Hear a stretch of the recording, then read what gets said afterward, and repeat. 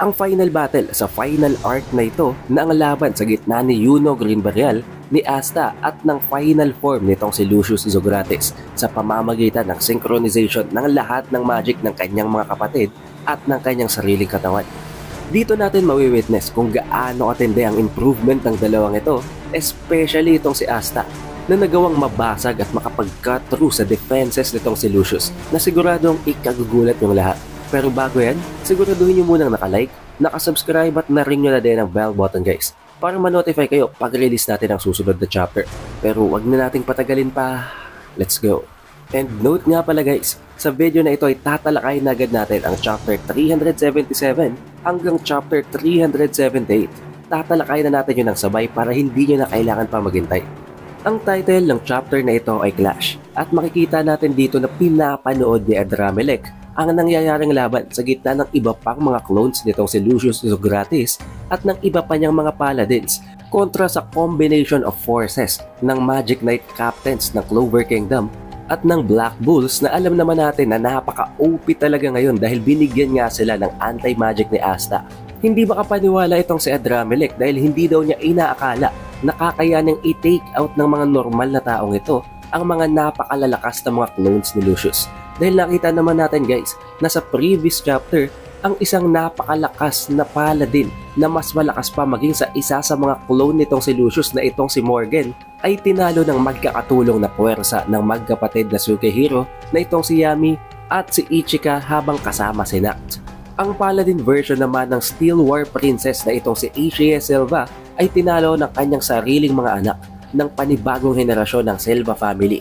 At ang pinakamadaya naman na ability na nakita natin na ang kayang mag-disintegrate ng kahit na ano including mana itself na itong si Morgan ay tinalo nitong si Mereoleona na nag-awaken. Nang dahil dito nasabi ni Adramelech na hindi niya ina-expect at hindi niya inaakala na ganito kalakas ang mga taong ito, and even the ongoing fights nga daw ang iba pang mga nakikipaglaban sa iba pang mga clones nitong si Lucius ay for sure hindi na magtatagal at mananalo na din kontra sa mga clone na to.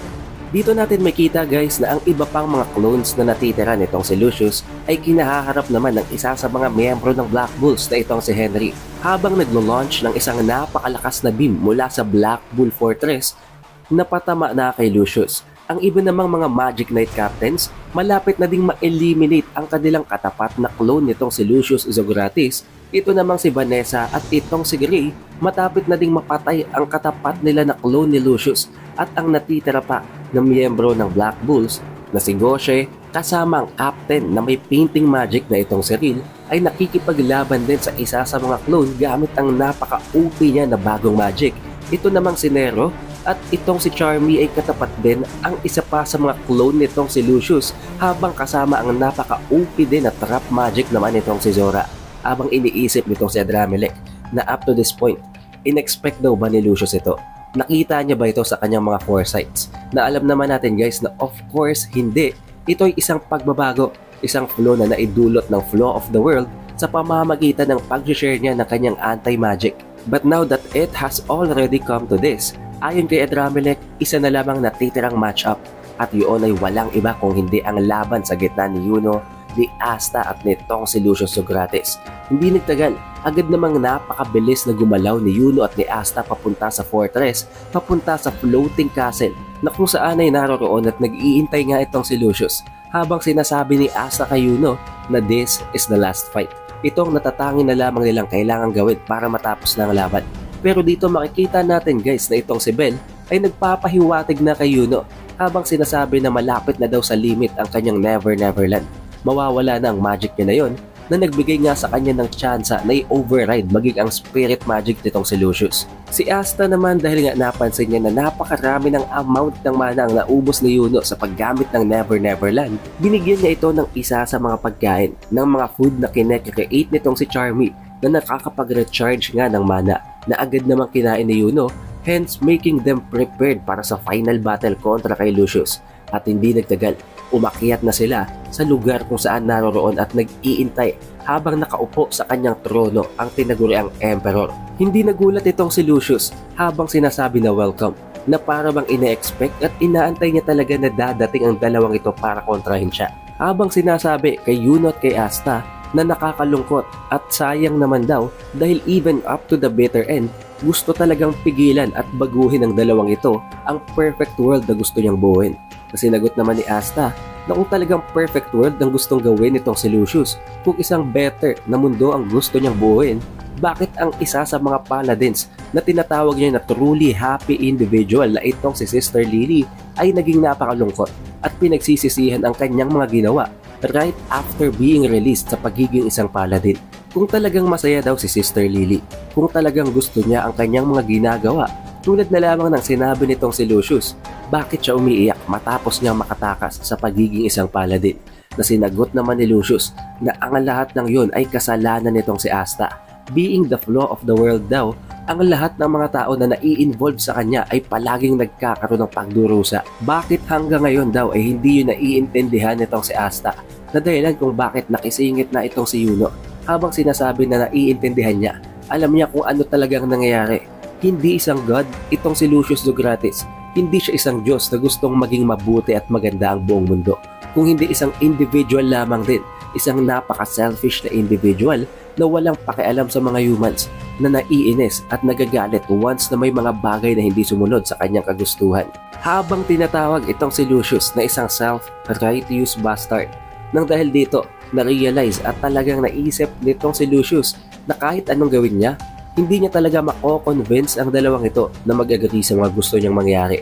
Kaya naman hindi na siya nag-aksaya pa ng oras. Kinansel niya na ang Tree of Qliphoth at agad niyang in-extract ang magic ng lahat ng kanyang mga kapatid.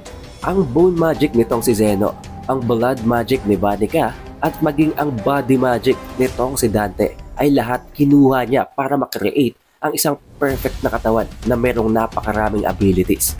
Habang sinasabi na matapos niyang patayin ang dalawang ito, ipupush niya ang pag-create ng isang panibagong mundo habang naglo-launch ng isang napakalakas na beam of light para patamaan si Yuno at itong si Asta. However, napakadaling na-deflect at nawasak ni Asta at nitong si Yuno. Habang sinasabi na pwes, tatalunin daw ng dalawang ito si Lucius sa kanyang strongest form para mapigilan ang kanyang mga plano. And then we will now proceed sa sumunod na chapter ng chapter 378 na pinangalanan naman ni Yuki Tabata ng Friction. At dito na nga guys mangyayari ang napakatinding action, ang napakatinding laban. Makita natin na hindi na nag-aksaya ang tatlong ito, agad silang sumugod sa isa't isa. Agad na ginamit nitong si Lucius ang isang napakasimpleng suntok para atakihin nitong si Asta. At dito natin makita kung gaano kalayo ang difference ng strength ng dalawang ito. Although alam natin na napakalakas ni Asta pagdating sa physical combat, napakasimpleng napalipad itong si Asta ng isang napakasimpleng suntok mula kay Lucius. Pero habang tumatalsik itong si Asta, itong si Yuno naman ay tinake advantage ang opening sa kanyang likod. Na dahilan kung bakit makakapag-land na sana siya ng isang napakatinding vital attack sa likod ni Lucius. However, biglang may lumabas na isang bagay sa likod ni Lucius. At yun pala ay ang bone magic ni Zeno. Nagagawa niya tong gamitin simultaneously at sa pamamagitan ng pagte-take advantage ng magic na in-extract niya mula sa kanyang kapatid ay nagawa niyang ma-deflect ang isang vital attack na may ilalan sana ni Yuno. Habang unti-unting nagre-recover at tumatayo ulit itong si Asta mula sa ginawang suntok sa kanya nitong si Lucius, tinangka na naman siyang i-follow up attack nitong si Lucius gamit ang isang napakatinding synchronization of magic. Isang atake na pinagsasabay-sabay ang lahat ng magic ng kanyang mga kapatid. Ang blood magic, ang bone magic at ang body magic. Ito ay ang body compression, jets of blood, bone bullets. Sa pamamagitan ng pag-compress ng kanyang katawan, nagagawa niyang makapag-create ng napakatinding pressure na nagpapatalsik ng isang napaka-compacted din na bone na pinapalakas niya ang speed at ang trajectory sa pamamagitan ng blood magic. Ang ataking ito ay alam nating napakasimple at napakadaling binablock sana nitong si Asta. However, na-deflect niya lang ito at napatumba na naman nito si Asta na nagpapakita lamang kung gaano katindi ang napakasimpleng ataking yun mula kay Lucius. Hindi naman nagpabaya sa Yuno at hindi niya inaksaya ang oras sa pagde-defend sa mga ataking ginagawa ni Lucius gamit ang kanyang bone magic while entering one of his spirit forms na ang Spirit of Boreas. Sa pamamagitan nito, pinagpatuloy nitong si Yuno ang pag-launch ng mga atake dito kay Lucius at napakadali niyang nawawasak ang bone magic nito pero nagagawa din naman ni Lucius na makaiwas sa kanyang mga atake Ginamit na din dito ni Yuno ang kanyang Spirit of Lotus na ang nakikreate niyang shield na kayang pigilan ng kahit na ano. Pero nagagawa din namang makapag-create ng shield nitong si Lucius na dahilan kung bakit nagkakaroon sa kanila ng stalemate, pero nakaka-take advantage pa rin dito si Lucius sa pamamagitan ng paggamit naman ng Blood Magic ni Vanica na agad niya na itutusok sa mga parte ng katawan nitong si Yuno. Seeing na medyo nalulugi nga itong si Yuno kung magkakaroon ng 1v1, hindi nag-let up itong si Asta. Agad niyang pinilit na makapag-recover while mid-air at agad siyang sumugod pabalik dito kay Lucius. Pero itong si Lucius naman nagpaulan ng kanyang body compression, jets of blood, bone bullets. Kung kanina ang isang perasong atake na yun ay nagpatumba dito kay Asta, tatlong ganong atake ang inilaunch at idineploy nitong si Lucius na dahilan kung bakit hindi ngayon napigilan maging ng Spirit of Lotus nitong si Yuno. Si Asta naman nagawang ma-deflect ang mga ataking yun gamit ang kanyang anti-magic sword at hindi sila nag-aksaya ng panahon ni Yuno. Pinagtulungan nilang atakihin itong si Lucius simultaneously from both sides. Dito na nakapag-isip-isip itong si Lucius habang pinagtutulungan siya ng dalawa na ang kanyang nasa kaliwa is the one loved by mana gamit ang kanyang wind and star magic at nag-uumapaw. Napaka-explosive ng kanyang unlimited potential. At sa kanyang kanan naman, ang isang individual na na-bless naman ng anti-magic na nagre-repel ng kahit na anong kind ng magic na kayang i-obliterate ang kahit na ano. Ang dalawang ito ay pinagtutulungan siya at may kita natin dito guys na kahit nagtutulong ang dalawang napaka-OP na main characters na ito, hindi talaga nila basta-basta magawang makapagland ng hit at mapatumba itong si Lucius.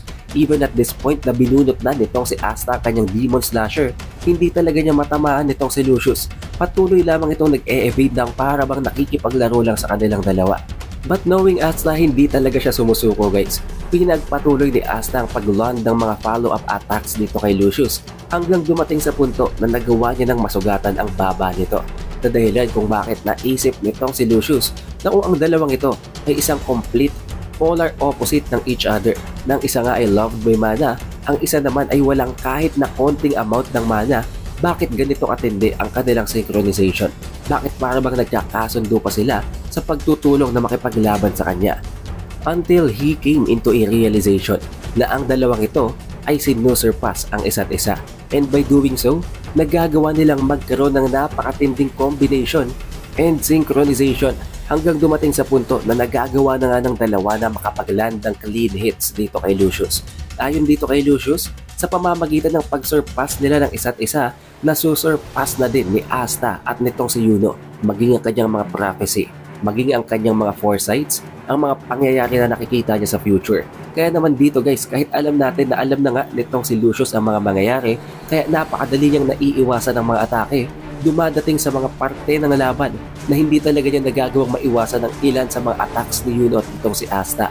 Dahil nga nagagawa na nilang ma-overcome ang future na nakikita nitong si Lucius. Up until dumating sa punto na ginamit na ni Asta ang kanyang napakabagong atake na ang Zeten, na dahilan kung bakit nagawa niyang makapag-pierce through ng wasak at nabasag niyang defenses nitong si Lucius na alam natin na napakakunat, napakatigas ng katawan nito. Pero sa pamamagitan ng panibagong atake nito ni Asta, nawasak at naputol niyang dalawang kamay nitong si Lucius. And of course, this is something unexpected. Hindi inaasahan nito ni Lucius Zogratis. Kaya iyon ang dahilan kung bakit gulat na gulat at shocked na shocked ang mukha nitong si Lucius sa panel na ito.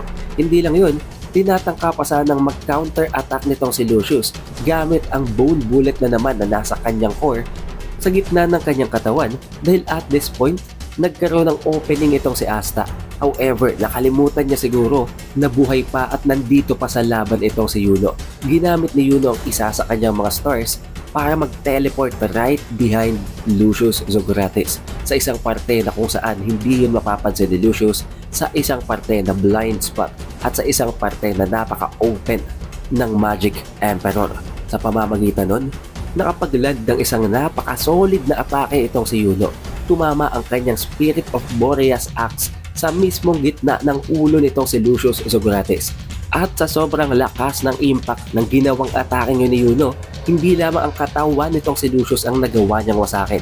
Nakapag-create pa siya ng isang napakalaking crater sa pinaglalabanan nilang battlefield. Na dahilan kung bakit Hindi nagtagal, unti-unting nag-disperse at nag-disintegrate na ang katawan nitong si Lucius. So does it mean na nanalo na si Yuno at si Asta? Dahil dito yung makita natin na nagse-celebrate na nga itong si Bell habang binoblow ang kanyang trumpet at sinasabing nagawa na daw ito ni Yuno. Itong si Asta, pinupuri din itong si Yuno habang sinasabing nag-level up na naman daw ang kanyang rival at nagawa na nilang tapusin ang final battle. Pero dito guys, makikita natin na sa pinakahuling panel, gulat na gulat ang dalawa at may nararamdaman silang napakatinding aura, napakatinding amount ng mana. So alam nyo kung anong ibig sabihin nito, hindi pa tapos ang laban. However, we will have to wait for the next chapter, for the next video natin sa Black Clover para malaman ang susunod na pangyayaring yun. Natulad ng dati, alam naman natin lahat na magte-take ng medyo matagal na intayan na naman dahil nasa jump giga na nga ang Black Clover. Pero as long as naka-ring naman kayo sa bell button, as long as naka-subscribe kayo, mano-notify kayo kapag nirelease na natin ang susunod na chapter na yun. So for the meantime, pwede namang manood muna kayo ng ating Hunter x Hunter chapter reviews at meron din tayong official Facebook page guys. Kaya naman i-like at i-follow nyo na ang ating page na yun para hindi na kayo mahuhuli sa bawat announcement natin sa Black Clover at sa ating channel. It is The Updated Weeb and I will see you guys on the next one.